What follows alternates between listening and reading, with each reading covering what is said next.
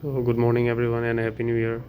তো নিফটি যিহেতু lot side change হৈছে তো চেঞ্জৰ বাবে এটা জাষ্ট আজি নিউ ইয়েৰ হিচাপে এটা লটত ট্ৰেড এটা লৈ চাইছোঁ।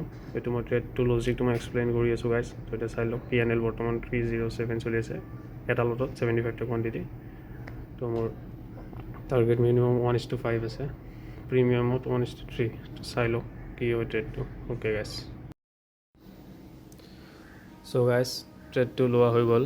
ট্ৰেডটো আপোনালোকে চাব পাৰে যিমানখিনি মোৰ টাৰ্গেট আছিল সিমানখিনি এচিভ হৈ গৈছে, বাট মই কিমানখিনি বুক কৰিব পাৰিলোঁ সেইটো মই আপোনালোকক বুজাই আছোঁ। আৰু মোৰ মনত কি আহিল ট্ৰেডটো লৈ থকাৰ সময়ত মই কোনটো চাইক'লজি মই ডেভেলপ কৰিব আছে সেইখিনি মই আপোনালোকক দেখাই আছোঁ। তো চাই থাকক।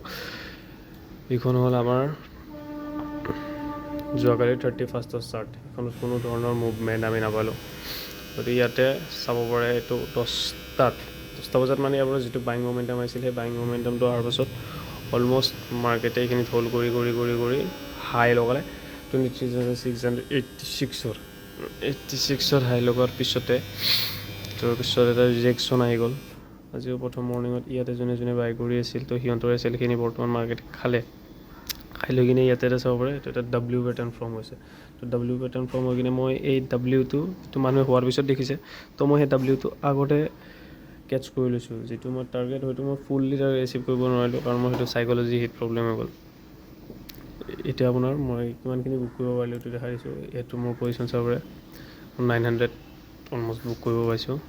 সেইটো আপুনি 954ত মোৰ বাইং আছিলোঁ 127ত আৰু এক্সিট মই 10টা লৈ লৈছোঁ 139ত। তো অলমষ্ট কিন্তু আপুনি প্ৰিমিয়ামো চাব পাৰে। প্ৰিমিয়ামত মিনিমাম 50 পইণ্ট অলমষ্ট চাব পাৰে 50 পইণ্টৰ সি দিছিল, কিন্তু মই ল'ব নোৱাৰিলোঁ বিকজ মই টাৰ্গেটো ল'ব নাছিলোঁ। মোৰ এই জোনটো এইটো যিটো জোন দেখিছে এইটো চেলাৰ্ছৰ জোন, যিটো মই ড্ৰ কৰি থৈ দিছোঁ। এই চেলাৰ্ছৰ জোনটোত মই এবাৰ গৈছে, তাৰপিছত আকৌ এটা ৰিটেষ্ট লৈছে। ৰিটেষ্ট লোৱাৰ সময়ত মই হোল্ড কৰিছোঁ। SLটো মই ট্ৰেইল কৰি দিছোঁ। SLটো ট্ৰেইল কৰি কিনে মই এইখিনি জোনত আনি দিছোঁ, এই জোনটোত। তাৰপিছত যেতিয়া গ'ল এইটোত যেতিয়া আৰু মানে টাইম পাছ কৰি থাকোঁতে ভাবিছোঁ মই কি এইটো মানে ব্ৰেক কৰিব নোৱাৰে, বাট তাৰে পিছতে দুডাল কেণ্ডেলত হিউজ স্পাইক আহি গ'লে অলমষ্ট প্ৰিমিয়ামত 50 পইণ্ট দি দিছে। চ' 50 পইণ্ট বুক কৰিব পাৰিলোঁ মিনিমাম 3000 এটা অলমষ্ট আহিলে। তাৰপাছত এইখন চাৰ্ট বৰ্তমান চলি আছে। এতিয়া বৰ্তমান ইয়াতে ৰেজিষ্টেঞ্চ আছে 23,650 আৰু ছাপৰ্ট বুলি ক'ব গ'লে 23,550। এই 100 পইণ্টৰ মাজত যেতিয়ালৈকে আছে তেতিয়া ন' ট্ৰেডিং জোন।